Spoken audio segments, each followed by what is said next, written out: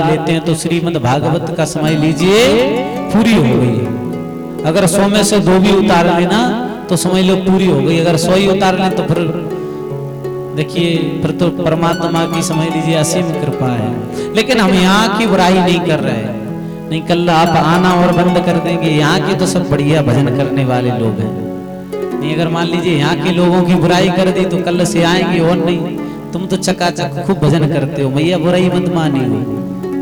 तुम तो खूब भजन करती हो, दिन रात गौमुखी में हाथ डला रहता है। ओम नमो भगवते वासुदेवाय 24 घंटे मुंह पे रहता है। लकैया ठटाई थोड़ी यहाँ की मैया बहनें करती हैं, क्यों? आप लोग थोड़ी कहती होगी, कहती हो क्या? सभी लोग भजन करने वाली हैं। देखिए देखो कैसी बातें चल रही हैं। देखो हमें ये जमानी ही 2-4 विधाएं वातन में। देखो देखो ध्यान से उन पर फोकस करिए तो ना। देखो कितने ध्यान से 4-5 को तो बेई बातन में लगाए अकेले। सेंगी अपनी मम्मी को अपने बगल में बैठा लू करे। ये 2-4 कौन नहीं सुनंदित कथा। पूरी दुनिया की बातें आज ही बैठ के गा रहे हैं। तुम पे हमारा बहुत ध्यान रहते। देखिए जीवन में ये कथाओं का एक ही मोल है। अगर आप अपने जीवन में इन्हें क्षण भर के, चाहे कृष्ण कथा ले लो चाहे राम कथा ले लो। देखिए शास्त्र इस बात को कहता है, अगर राम ने जो जीवन में किया है अगर उसे तुम अपने जीवन में उतार लोगे तो तुम्हारा कल्याण हो जाएगा। और कृष्ण ने जो गीता में कहा है अगर उसे तुम जीवन में उतार लोगे तो तुम्हारा कल्याण हो जाएगा। क्यों? क्योंकि महाराज राम के चरित्र को आप जानोगे तो राम ने तो अपने पिता के वचन के लिए वन वन भटकना पड़ा। अगर आज का कोई पुत्र होता तो पहले सबसे पहले पिता की सिर में मार देता डंडा के पिता तुम गोविंदाय नमो नमः, पर हम राजगद्दी छोड़ने वाले नहीं हैं। लेकिन वो अपने पिता के एक वचन के कारण रघुकुल रीत सदा चले आए, प्राण जाए पर वचन न जाए। अपने वचन को निभाने के लिए अपने पितृ रघु की कीर्ति को बढ़ाने के लिए एक वचन के लिए राम जी वन वन भटके हैं।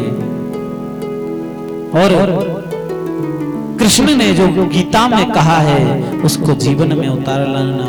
अगर आपने कृष्ण ने जो जीवन में किया है अगर उसे उतार लोगे तो फिर तो समझ लीजिए रट्टा है। क्योंकि महाराज 16,108 विवाह किए, तुम पे एक नहीं संभाली जा रही, 16,108 क्या संभालोगे? एक की वजह से तो सभी लोग परेशान रहते हैं, 16,108 का क्या करोगे? जय श्री राधे।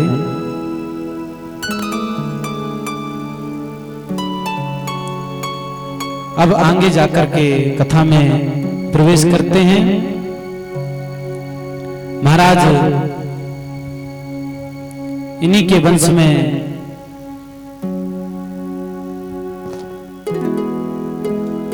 जय हो।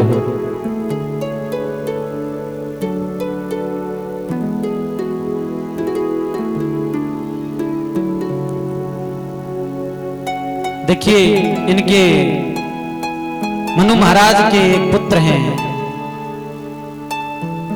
प्रियव्रत और उत्तानपाद। महाराज उत्तानपाद की 2 पत्नियां हैं। बोले सुमति और सुरुचि। जो सुमति उसे कहते हैं जो नीति पर चलने वाली हो, जो भगवान की नीतियों पर चलती हो, जो भगवान के जो शास्त्रों में लिखा है उसकी नीति पर चलती हो, उसका नाम है सुनीति। और सुरुचि जो रुच रुच कर अपने जो सारे जो बोले जगत के कार्य हैं उनमें रुचि हो जिसकी, वो सुरुचि। बोले उत्तानपाद की सबसे बड़ी रानी का नाम है सुनीति, जो नीति पर चलती हैं। बोले इन्होंने दूसरा विवाह कर लिया और अपनी बड़ी रानी को छोटी रानी के कहने से बोले घर के बाहर निकाल दिया। बोले घर के बाहर निकाल दिया। सुरुचि से छोटी रानी से ज्यादा प्रेम करते थे उत्तानपाद।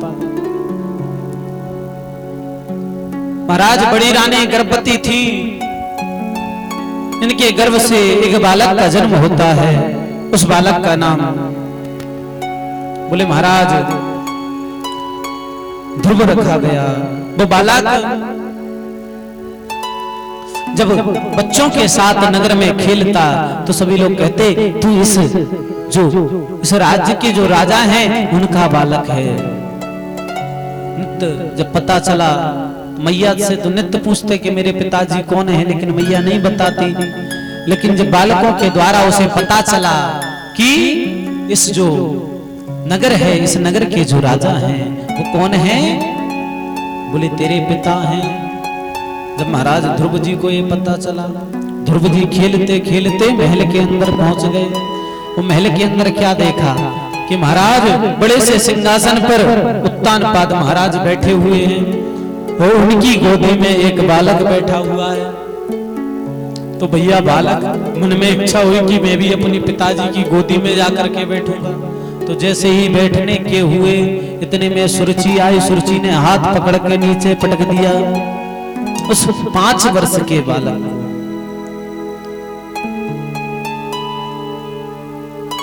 जैसे ही नीचे पटकाए धड़ाम से गिर गया, रुदन करने लगा, रो नहीं पा रहा है। ओठ जो है जो ओठ फड़फड़ाने लगे, कुछ कहना चाहता है, आंखों से अश्रु निकल रहे हैं। और इधर से सुरुचि कहती है हे ध्रुव, ये सिर्फ मेरा पुत्र उत्तम बैठ सकता है, इसमें तेरा अधिकार नहीं है। ध्रुव कहते हैं मौसी मेरा क्यों नहीं है अधिकार, क्या कारण है? तब छोटा सा बालक कहते हैं कि तू जा और भगवान का भजन कर, और भगवान के भजन करने के बाद भगवान जब प्रसन्न हो जाए तो तू एक चीज मांगना। बोले क्या? कहना कि हे ईश्वर, हे नारायण, अगर आप मुझे कुछ देना चाहते हो तो मैया सुरुचि के गर्भ से मुझे जन्म देने, तब तू मेरे गर्भ से जन्म लेगा, तब जाकर के तू इस गोदी में बैठने का अधिकारी है। देखिए भगवान की तपस्या कर तब जाकर के, मतलब अपने गर्भ को भगवान से बड़ा बता दिया। ये क्या है? घमंड, मैं, अभिमान, अपने गर्भ को। बोले महाराज इतना बड़ा बता दिया। आज जब ये चीज सुनी है, रुदन करते हुए वो बालक जा तू भगवान की तपस्या करना, रोते रोते आता है और कहता है, बोले रुदन कर रहे हैं मैया मुझे आज मौसी ने मारा है, रो रो के चिल्ला चिल्ला कर कह रहे हैं। क्या कहते हैं ध्रुव महाराज? बड़े ध्यान से सुनना। हरे मैं मौसी ने मारो, मैया मैं मौसी ने मारो, रो रो कहे ध्रुव महाराज।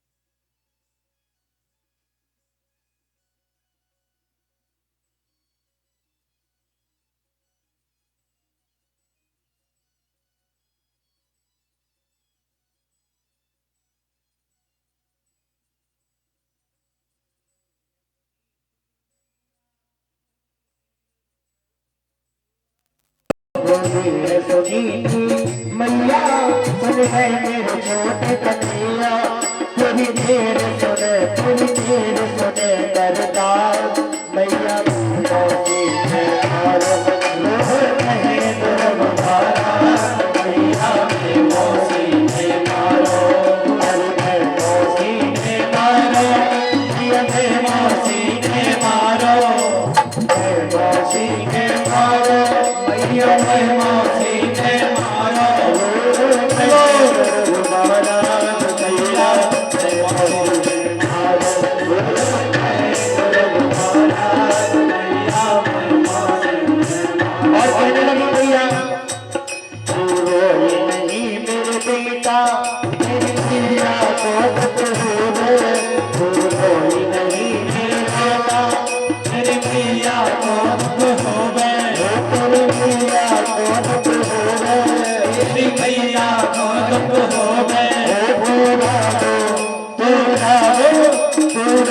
बदन को जाए मैं मौसी है